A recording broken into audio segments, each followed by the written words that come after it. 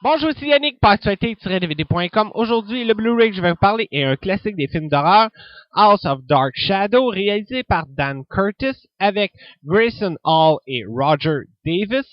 Le Blu-ray est distribué par Warner Bros. Et il est sorti en magasin le 30 octobre 2012. La famille Collins accueille un tout nouveau membre de leur famille, soi-disant un cousin venu d'Angleterre nommé Barnabas, sans savoir qu'il est un vampire. Celui-ci s'éprend de la gouvernante Maggie Evans, qui ressemble étrangement à sa fiancée décédée, Josette Dupré, et décide d'en faire son épouse pour l'éternité. Pendant ce temps-là, le docteur Julia Hoffman, une spécialiste du sang, découvre la vérité et propose à Barnabas de le guérir. Mon confrère Gilles a reçu et a fait la critique du remake Dark Shadow, réalisé par Tim Burton, que vous pouvez en passant aller voir sur le site. Et moi, de mon côté, qu'est-ce que j'ai reçu?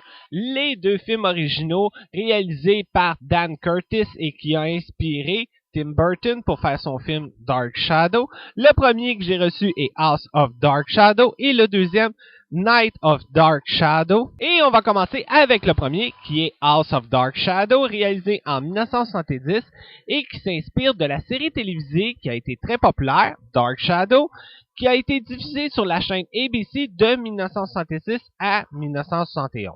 Là, vous allez peut-être pas me croire, mais même si la série télévisée est un classique, que les deux films qui ont suivi après sont des classiques aussi, j'ai aucune idée qu'est-ce que c'était Dark Shadow. Je me suis installé confortablement devant mon écran plat et j'ai commencé à écouter le premier film.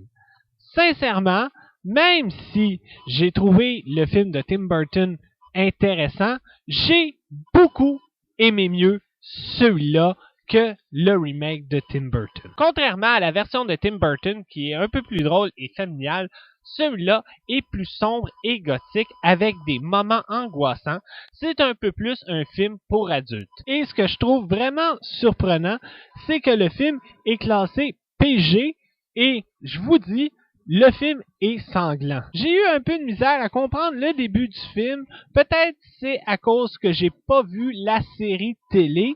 J'avais de la misère à comprendre les personnages, mais après 20 minutes, j'ai commencé à embarquer dans le film. La réalisation de Dan Curtis, elle est superbe, c'est sombre et gothique avec un superbe décor. Et j'ai lu que le film était très différent de la série télé qui était très roman savon qu'on écoute à l'heure du dîner avec un décor en carton.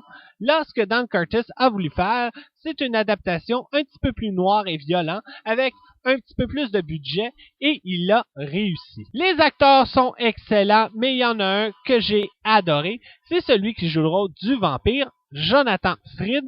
C'est un peu grâce à lui que je suis resté vraiment accroché tout le long du film parce qu'il est super. Il y a une scène dans le film que j'ai trouvé vraiment géniale côté effets spéciaux, surtout pour l'année que le film a été fait, où ce qu'on voit Jonathan Frid, le vampire, se transformer en une personne âgée. J'ai vraiment adoré cette scène-là. Côté Blu-ray, le transfert, il est superbe, j'ai rien à dire là-dessus. L'image, elle est très belle et très claire. Le seul bémol, c'est que le film ne vient pas en français et il n'y a aucun bonus sur le Blu-ray. Un peu décevant. Vraiment, même si j'ai eu un peu de misère à embarquer au début, j'ai quand même adoré le film. Ça reste un classique des films d'horreur de vampires qui n'a pas mal vieilli. Si vous êtes un fan et vous aimez les films de vampires des années 70 ou les films des studios Hammer, vous allez adorer celui-là. Je vous le conseille fortement de l'acheter. Et pour ceux qui ont vu et aimé le remake de Tim Burton, si vous êtes curieux, je vous suggère de l'essayer.